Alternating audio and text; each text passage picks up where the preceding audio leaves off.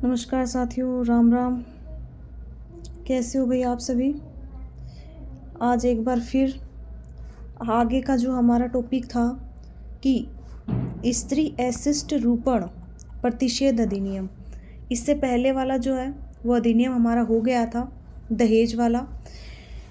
आज वाला है स्त्री अशिष्ट रूपण, यानी कि स्त्रियों के प्रति जो भी लज्जा भंग से संबंधित है, जिससे महिलाओं को ऐसा लगता है कि भाई हमारी लज्जा भंग हो रही है, हमारी निजता का हनन हो रहा है, तो उससे संबंधित ये अधिनियम होगा। वैसे हमारे और जो सारे टॉपिक हैं वो आपको पता हो गए हैं। अब हमारे जो अधिनियम है महिलाओं से संबंधित और बच्चों से संबंधित जो अधिनियम वो हमारे बच्चे हुए हैं वो हम रेगुलर ले रहे हैं। जैसे कि एक कमेंट आया था कि भाई मैडम 1-2 बार रिपीट कर दो, तो जैसे हम धाराएं पढ़ेंगे तो उसको हम 1-2 बार रिपीट करते चलेंगे ताकि अच्छे से याद हो जाए। तो स्टार्ट करते हैं। जैसे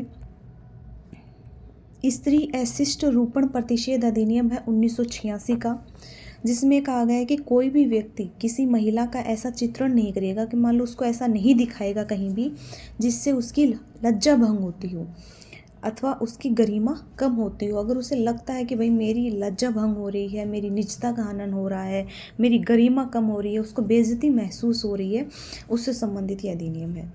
इस अधिनियम के द्वारा विज्ञापन, प्रकाशन, लेखन, चित्र, आंकड़ों या किसी अन्य तरीके से महिलाओं के अश्लील प्रतिनिधित्व पर रोक लगाई जाएगी कि भाई इनसे संबंधित जो भी अश्लील चीज़ें की जाती हैं, अर्थात महिलाओं से बिना अनुमति लिए, माने बिना उनकी सहमति के विज्ञापनों में उनका उपयोग व उनकी तस्वीरों के प्रयोग करने को रोकने के लिए जो ये अधिनियम बनाया गया है। इस अधिनियम में टोटल 10 धाराएं हैं भाई, टोटल 10 धाराएं हैं। और जिनको ये जो अधिनियम है स्त्री अशिष्ट रूपण प्रतिषेध अधिनियम, ये 2 अक्टूबर, जैसे क्वेश्चंस हैं वो यहाँ से उठेगा भाई। देखो एक तो टोटल कितनी धाराएं हैं, 10 धाराएं हैं। लागू कब होता है ये अधिनियम, 2 अक्टूबर 1987 को ये लागू हुआ था। उद्देश्य क्या है कि किसी भी विज्ञापन के माध्यम से प्रकाशन या लेखों, चलचित्र या किसी आकृति या अन्य किसी रूप में स्त्री के अशिष्ट रूपण पर प्रतिबंध लगाना तथा इसके संबंध में ऐसे नियम इसमें बनाए गए हैं, यानी कि महिलाओं से संबंधित है, माने उनसे संबंधित कोई भी ऐसे चित्र है या पुस्तक है या ऐसा कोई भी प्रकाशन है या उसका वो कहते हैं कि फ़ोटो छोड़ देना, अखबार में फ़ोटो डाल देना, ये जो है इनसे संबंधित ये नियम बनाया गया है। इससे पहले जो है वो हमारा दहेज वाला हो गया है। दहेज के बाद सेकंड अधिनियम हमारा यही है। उसके बाद हमारा सती प्रथा होगा, वो थोड़ा बड़ा टॉपिक रहेगा। इसमें हम शुरू करते हैं। जैसे पहली धारा है, देखो इसमें जैसे सब में जैसे पहली धारा यही आई है। दहेज वाले में पहली यही थी कि संक्षिप्त नाम, उसका विस्तार और प्रारंभ। तो संक्षिप्त नाम जो है ये इसका यही है कि स्त्री अशिष्ट रूपण प्रतिषेध अधिनियम 1986, विस्तार संपूर्ण भारत में है। 2 अक्टूबर 1987 को ये लागू हुआ था। धारा 2 में कुछ परिभाषाएं दे रखी हैं। जैसे विज्ञापन नाम आया है कि भाई विज्ञापन से संबंधित ऐसा कोई भी काम नहीं करेंगे। तो विज्ञापन के संबंध में इसमें कहा गया है कि ऐसी कोई सूचना विज्ञापन में परिपत्र, लेबल, रैबर या तथा अन्य दस्तावेज और इसके अंतर्गत जैसे प्रकाश, धुआं, गैस या ध्वनि के माध्यम से किया गया कोई दृश्य चित्रण रूपण भी शामिल होगा। जैसे इसमें इस माध्यम से कहा गया, जैसे कोई प्राइवेट पैलेस पे किसी को वो कहते हैं कि भाई किसी के संबंध में कुछ कह देना, या फिर अपनी अगर लड़की को लगता हो कि भाई यहाँ पे किसी के बोलने से मेरी निजता का हनन हुआ है, तो उससे संबंधित ये सारी चीज़ें आती हैं। इसी में एक परिभाषा हो रहा है कि स्त्री अशिष्ट रूपण, जैसे किसी स्त्री के शरीर, रूप या उसकी किसी भाग की ऐसी रीति से वर्णन करना उसका जो महिलाओं के चरित्र को कलंकित करने वाला हो। वैसे आप समझदारी हो, समझ रहे हो इन सारी चीज़ों को, जिससे नैतिकता को हानि होने की संभावना हो, वो परिभाषाएं जो है वो धारा 2 में आती हैं। इस अधिनियम से संबंधित जो दंड या सजा का प्रावधान है वो एक ही है, वो आपको आगे मिल जाएगा, देखना। धारा 3 क्या कहती है कि स्त्री अशिष्ट रूपण अंतर्विष्ट करने वाले विज्ञापनों पर प्रतिषेध, कि भाई जिससे भाई लगता हो कि भाई ये महिलाओं के खिलाफ है, महिलाओं को ऐसे लगता हो कि भाई मेरी गरिमा के खिलाफ है, तो उस जैसे विज्ञापनों पर प्रतिषेध, उन पर रोक, कि कोई भी व्यक्ति ऐसे विज्ञापन का प्रकाशन नहीं करेगा और नहीं करवाएगा किसी से, और नहीं ऐसे प्रकाशन या प्रदर्शन की व्यवस्था करेगा या उसमें भाग लेगा जिसमें किसी भी प्रकार से महिलाओं का अशिष्ट रूपण होता हो। जैसे कोई प्रिंटिंग प्रेस हो रही है, कोई सिनेमा हॉल में मान ली ऐसी सारी चीज़ें हो रही हैं जहाँ महिलाओं को ऐसे लगता हो, तो वो भी क्या है, एक अपराध है। इस अधिनियम के तहत। धारा 4 कहती है कि स्त्री अशिष्ट रूपण अंतर्विष्ट करने वाली पुस्तकों, पुस्तिकाओं आदि के प्रकाशन या डाक द्वारा भेजने पर प्रतिषेध। कभी डाक द्वारा भी कोई चीज़ें भेज दी जाती हैं, ऐसी पुस्तक आती हैं, मैगजीन्स आती है, उन पर प्रतिषेध।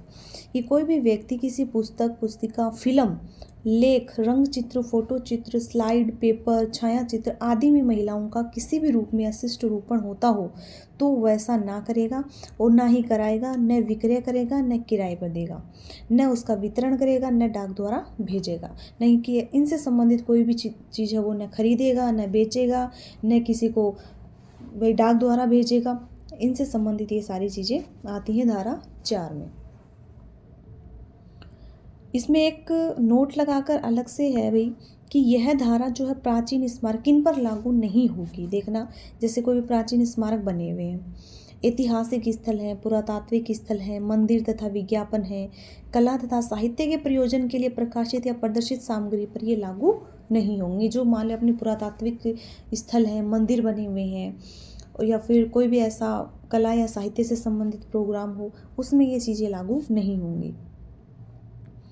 धारा 5 कहती है कि प्रवेश करने और तलाशी लेने की शक्तियाँ, कि भले ऐसे संबंधित, इनसे संबंधित जिनसे लगता हो कि महिलाओं की निजता का हनन हो रहा है, उनको लगता है कि भाई हमारी यहाँ पे इंसल्ट हो रही है, तो ऐसी चीज़ों को निकालना, यानी कि उन चीज़ों की तलाशी करना, तो उनसे संबंधित शक्तियाँ, जैसे राज्य सरकार द्वारा नियुक्त कोई भी राजपत्रित अधिकारी है और वो ऐसे स्थान में जहाँ अपराध घटित किया जा रहा है, कि मान ली ऐसी चीज़ें बनाई जा रही हैं, बेची जा रही हैं, वहाँ पर प्रवेश कर सकेगा, वो प्रवेश कर सकता है, तलाशी ले सकता है, ऐसी अशिष्ट रूपण करने वाली सामग्री को जब्त करेगा। ये आता है धारा 5 में।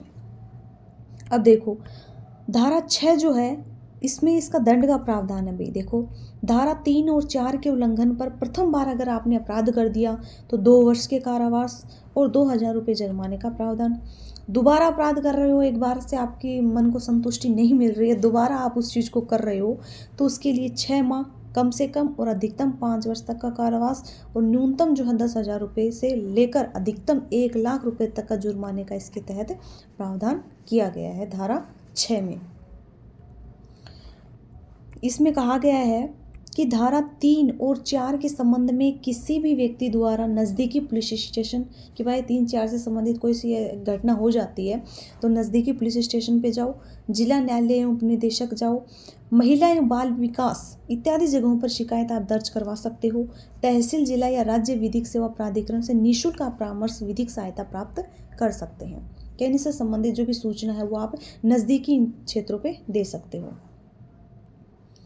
धारा 7 कहती है कि कंपनियों द्वारा अपराध की ऐसी जो घटनाएं हैं, अगर कोई कंपनी के द्वारा की जा रही है कि भाई विज्ञापन है या फोटो है या फिर वीडियो है, वो सारी पब्लिक करना या किसी को दिखाना, मैगजीन्स छापना, ये कंपनी कर रही है, तो इस अधिनियम के अंतर्गत कोई अपराध किसी कंपनी द्वारा किया जा रहा है तो अपराध कारित करते समय जो उस कंपनी के कारोबार संचालन के लिए उत्तरदायी व्यक्ति है, उसके साथ कंपनी भी अपराध की दोषी मानी जाएगी।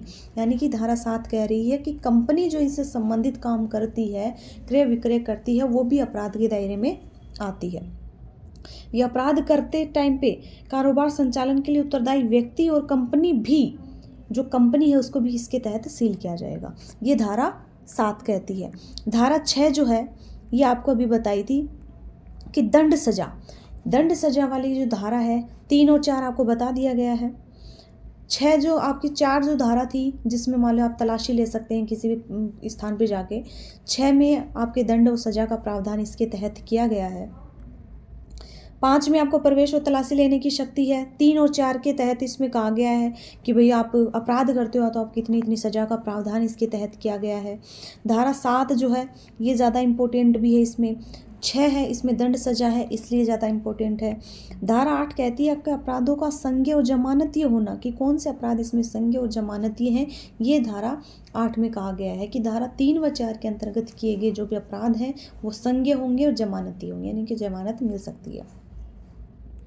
धारा 9 सद्भावपूर्वक की गई कार्रवाई के लिए संरक्षण, यानी कि इस अधिनियम के अंतर्गत सद्भावपूर्वक आपके द्वारा कोई भी कार्रवाई की जाती है, विधिक कार्रवाई, तो या कोई वाद है जो केंद्रीय सरकार या किसी राज्य सरकार या उनके किसी अधिकारी के विरुद्ध जो है, इसके तहत कार्रवाई नहीं होगी। धारा 10 कहती है कि नियम बनाने की जो शक्ति है इस अधिनियम के तहत वो केंद्र सरकार द्वारा अधिसूचना जारी करके इस अधिनियम के उपबंधों को कार्यान्वित करने के लिए नियम जो है वो इसके तहत बनाए जा सकते हैं। यानी कि नियम बनाने की जो शक्ति है वो केंद्र सरकार अधिसूचना जारी करके इसके तहत बनाती है। ये धारा 10 में कहा गया है। तो इसमें धारा 3 और 4 का बार बार जिक्र आ रहा है। अभी देखो धारा 3 और 4।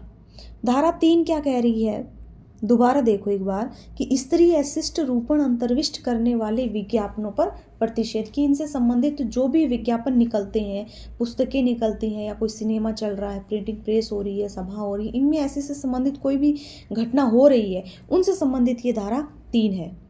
ठीक है, मान लिया ऐसा विज्ञापन जहाँ जिसका प्रकाशन करेगा, करवाएगा या उस चीज़ में भाग लेगा या उस चीज़ में किसी का सहयोग करेगा, उससे संबंधित आती है धारा 3। धारा 4 कह रही है कि स्त्री अशिष्ट रूपण अंतर्विष्ट करने वाली पुस्तिकाओं के प्रकाशन या डाक द्वारा किसी को भेजने पर प्रतिबंध।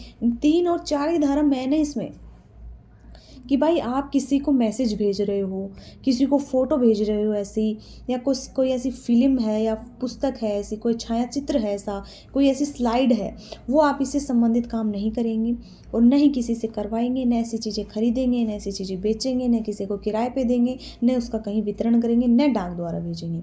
ये जो चीज़ें हैं ये धारा 4 के तहत आती हैं। भी देखो तो इन चीज़ों में आपके क्या समझ में नहीं आया बताओ। टोटल इसमें कुछ नहीं है, ये आप देख लो। मेन चीज़ है टोटल 10 धाराएं हैं इसमें। दहेज वाले में भी 10 ही थी। कब लागू हुआ? 2 अक्टूबर 1986 को लागू होता है। मेन कौन सी धाराएं हैं, दंड और सजा इसमें कितनी दी गई है ये आपने देख ही लिया है। इसके अलावा देखो इनमें कुछ नहीं है। अगर हम नॉर्मली इन चीज़ों को पढ़ देते हैं कि भाई हाँ इसमें समझ के कि भाई हाँ ये वाला जो है स्त्री अशिष्ट रूपण, इसमें मेन चीज़ क्या है, कहाँ से क्वेश्चन पुटअप हो सकता है, कहाँ से क्या हो सकता है, तो वो चीज़ आप रेगुलर ध्यान देके पढ़ लो। ठीक है, इंपॉर्टेंट जो चीज़ है वो आपको जैसे जैसे आती जाएंगी, जैसे क्वेश्चंस जहाँ से बने हैं या पीछे के क्वेश्चंस पूछे हुए उनके हिसाब से हम आगे देख ही लेंगे। आगे वाला जो हमारा अधिनियम रहेगा वो सती प्रथा वाला रहेगा भाई, और वो थोड़ा सा बड़ा है, इतना बड़ा नहीं है, नॉर्मल, उसमें बहुत ही अच्छा, वैसे अच्छा टॉपिक है सती प्रथा वाला, जिसमें पुरानी चीज़ें भी हमें रिपीट करेंगे कि भाई कौन से राजपुताने में कहाँ शुरू हुआ, कब प्रतिबंध लगा, ये सारी चीज़ें जो हम हमें पढ़ेंगे। ठीक है, तो और भी कोई दिक्कत आ रही हो, जैसे कमेंट में आपने बताया कि भाई मैडम 1-2 बार और रिपीट करो ताकि अच्छे से याद हो जाए, तो हम 1-2 बार और रिपीट कर देंगे। उसके अलावा आपको टेलीग्राम पे PDF वो रेगुलर मिल ही रही है, और कोई दिक्कत हो तो आप कमेंट कर सकते हो। ठीक है, तो मिलते हैं भाई नेक्स्ट सेशन में। आज के लिए धन्यवाद। अच्छे से तैयारी करते रहिए और हमारा साथ जो है वो आपके साथ हमेशा बना रहेगा।